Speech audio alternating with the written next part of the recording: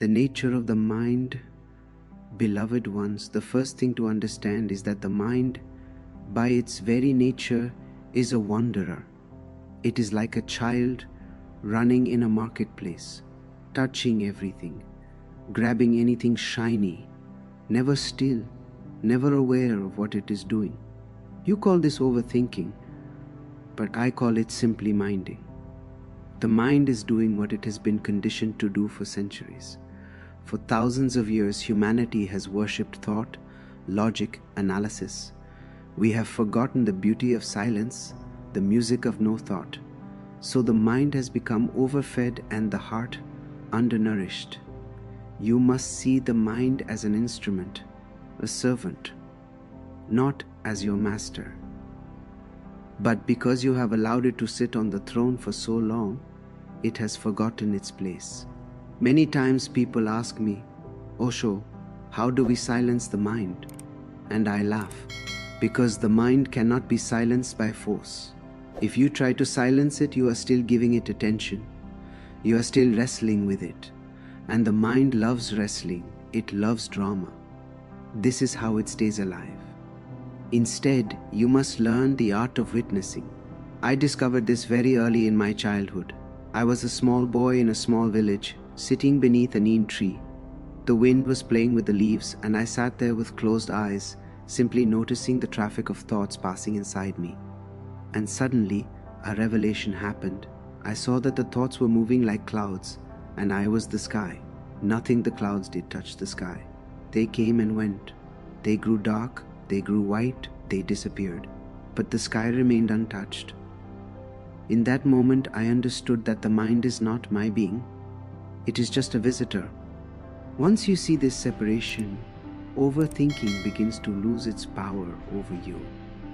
Because overthinking exists only when you believe that the mind is you. If a stranger on the street shouts, you may ignore him. But if your own mind shouts, you listen, you obey.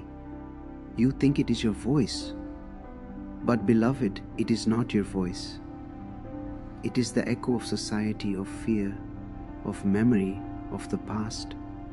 It is the whisper of parents, teachers, priests, politicians who have left their footprints in your consciousness. The mind is a recorder. It records everything it has ever heard, seen, feared, or desired.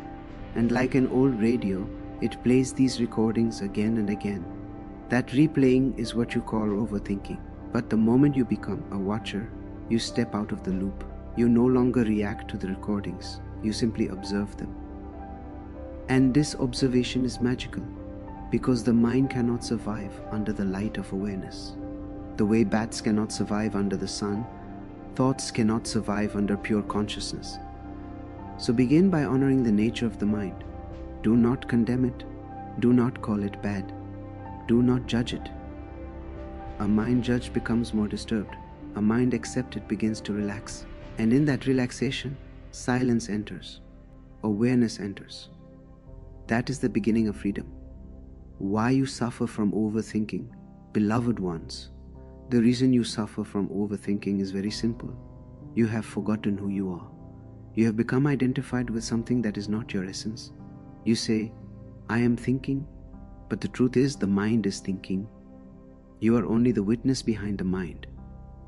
But because you have lived your entire life hearing these thoughts, you have started believing they belong to you. And once that illusion settles, suffering becomes inevitable. Overthinking is not the real problem. Identification is the problem. When you say, my thoughts, you cling to them. You hold them close. You feed them. You create stories around them. And whatever you feed will grow. I have said many times, the mind is a beautiful servant but a dangerous master. And most people are living with the servant on the throne. When I was a boy, around 7 or 8, I used to walk by a river near my village. I would sit for hours watching the water flow. The water never argued with the stones. It simply flowed around them. In those innocent moments, I began to see my thoughts the same way. They were like currents in the river of consciousness, They moved on their own. I did not need to swim with them, fight them, or chase them. I realized if the river flows without effort, why should I interfere with the flow of the mind? And slowly the distance grew. The thoughts were there, moving like ripples, but I was on the bank, watching. From that moment, thinking lost its poison. It had no power to pull me in. Your suffering comes from the constant effort to control, to judge, to change, to fix the thoughts that arise. Thoughts are like guests, some pleasant, some unpleasant. But you have turned every guest into a permanent resident. You say, stay. Tell me more, explain yourself. Why are you here? You interrogate your thoughts. And in doing so, you give them energy. Beloved, the mind cannot harm you if you stop taking ownership of it. A bird flies over your head, you don't suffer. But if it builds a nest on your head, you will. Overthinking is nothing but allowing the bird to make a nest. Many people come to me and say, Osho, I feel trapped inside my own mind. And I tell them gently, you cannot be trapped in something that you are simply observing. How can the mirror be trapped in the reflection? How can the sky be trapped in the clouds? You are the sky. Thinking is the cloud. The sky is never disturbed by what passes through it. Suffering arises only when you believe the cloud is your nature. Once you begin to see that the thoughts are not yours, that they are simply waves passing through a vast ocean of consciousness, a great relaxation happens. You no longer resist, you no longer cling. And the moment you stop fighting the mind loses its grip on you. Remember this, your true nature is stillness. The mind is noise. The noise cannot disturb the stillness unless you believe you are the noise. When this understanding becomes clear, overthinking dissolves, like darkness dissolves in the presence of light, the addiction to control. Beloved ones, overthinking is nothing but the mind's desperate attempt to stay in control. It is afraid of the unknown. It trembles before uncertainty. So it creates thoughts, plans, predictions, worries, fears. It thinks that by thinking more, it can prevent life from surprising it. But life is not a machine. Life is a river, unpredictable, spontaneous, wild. Control is an illusion, but the mind clings to that illusion as if its very survival depends on it. You must understand, the mind has been trained for centuries to control. Society teaches you to plan everything. Parents tell you to think before you act. Schools train you to analyze every detail.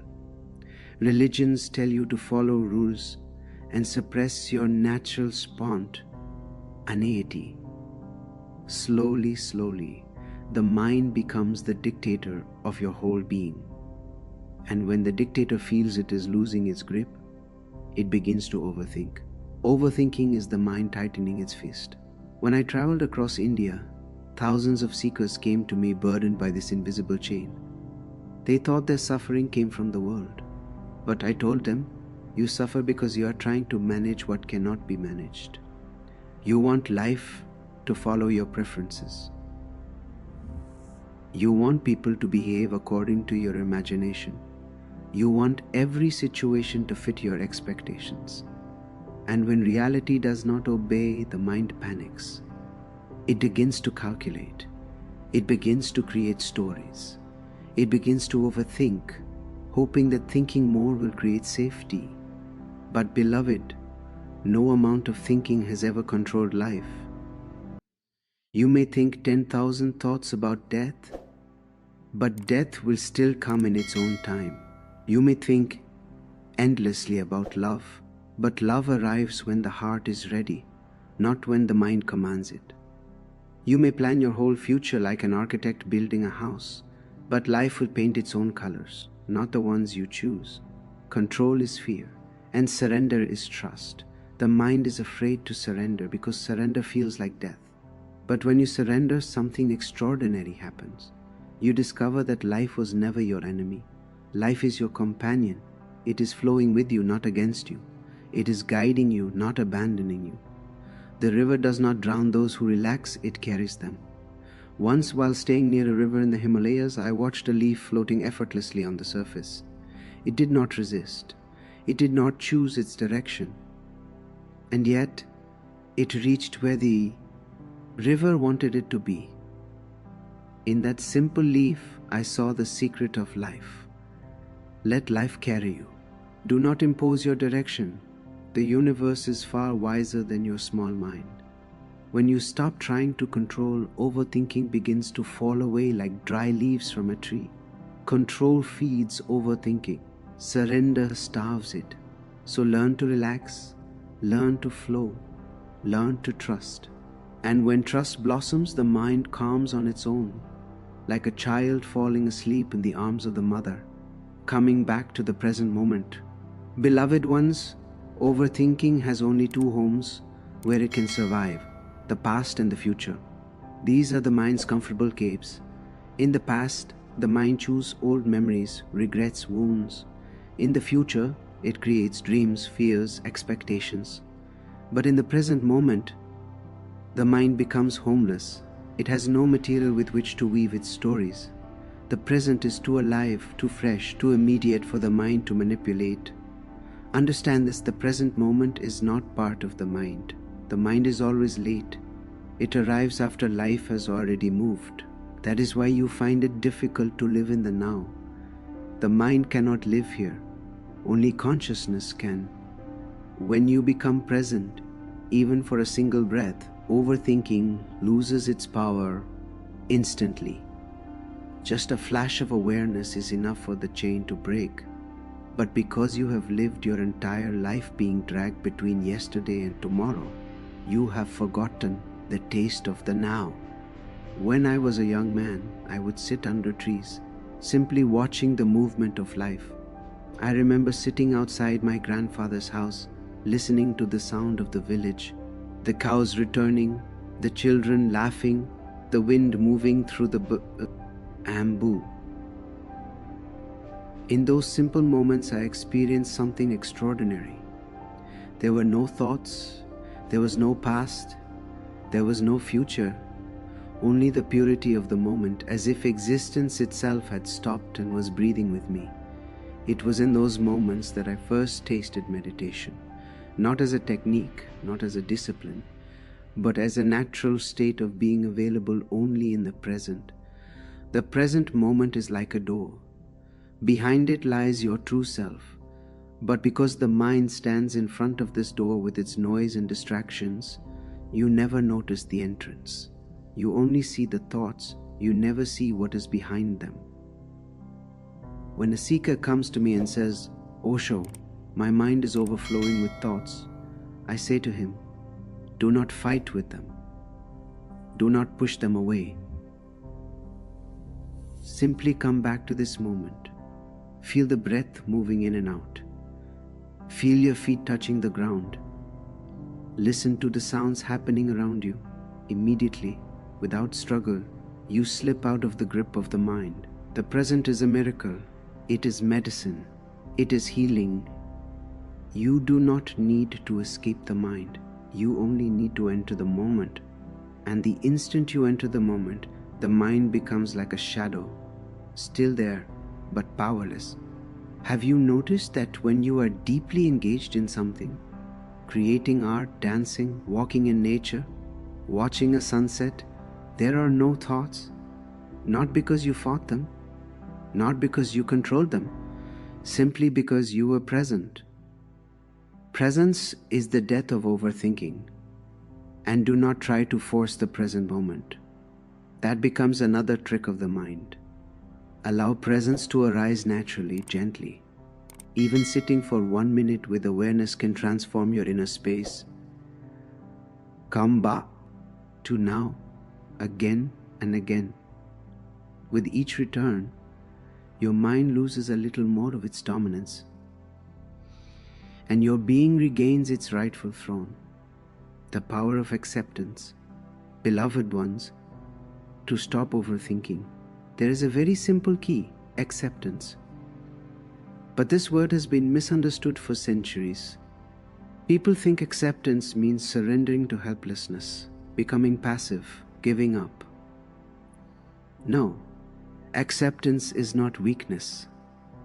Acceptance is intelligence. It is the fragrance of a mature consciousness. Whatever you resist persists. Whatever you fight strengthens. And whatever you accept transforms. When an unpleasant thought arises, your first instinct is to push it away. You say, I should not think this. I must replace this thought with a better one. And in that very effort, the thought becomes stronger. The more you try to silence the mind, the louder it becomes. The more you attempt to force peace, the more chaos you create. I have watched thousands of seekers exhausting themselves in this inner battle, fighting their thoughts like warriors fighting an invisible enemy. And I always tell them, beloved, there is no need for this war. The enemy is created by your own resistance. In my own journey, I've learned to accept everything that arises. My laughter, my silence, my anger, my joy. Nothing is rejected, nothing is denied. And in that acceptance, a great freedom has blossomed. Because when you accept yourself totally, there is no conflict inside. A person without inner conflict is a person at peace. Once in my early travels, a man came to me and said, Osho, my mind is full of negative thoughts. I want to stop them.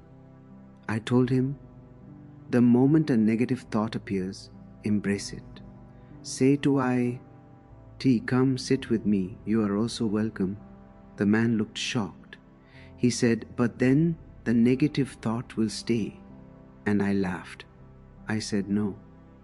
When you welcome a thought, it loses all interest in staying. Only the unwelcomed guest lingers. Acceptance is like a warm light. When you shine this light on your thoughts, they dissolve. Not because you force them to, but because they cannot survive your friendliness. A thought is like a shadow. If you chase it, it runs. If you fight it, it grows darker. But if you turn toward it gently, it disappears. Try this. The next time a thought arises, fear, anger, doubt, do not label it. Do not say it is bad. Simply observe it with compassion, as you would observe a child who is frightened, confused. Thoughts are like children. They need understanding, not punishment. Acceptance is alchemy. It transforms the lower into the higher. A thought accepted becomes a moment of awareness. A fear accepted becomes courage. A pain accepted becomes wisdom. What you fear inside yourself is only waiting to be embraced. Remember, beloved, the whole universe accepts you exactly as you are. The trees do not ask you to be different. The stars do not judge your thoughts. Existence celebrates you without conditions. Why then should you deny yourself? When you sit in acceptance, you sit in truth. And where truth is, overthinking cannot remain. It melts away like snow under the morning sun. Entering the space beyond thought, beloved ones, there is a space within you that is utterly untouched by thought. Thoughts come and go like travelers on a busy road, but that space remains unmoving, unchanging, eternal. It is your essence, your being, your truth, overt. Thinking exists only on the surface of the mind, just as waves exist only on the surface of the ocean. But the depth of the ocean remains serene. No storm can disturb it. You have lived so long on the surface that you have forgotten your depth. You think you are the waves. You think you are the disturbance.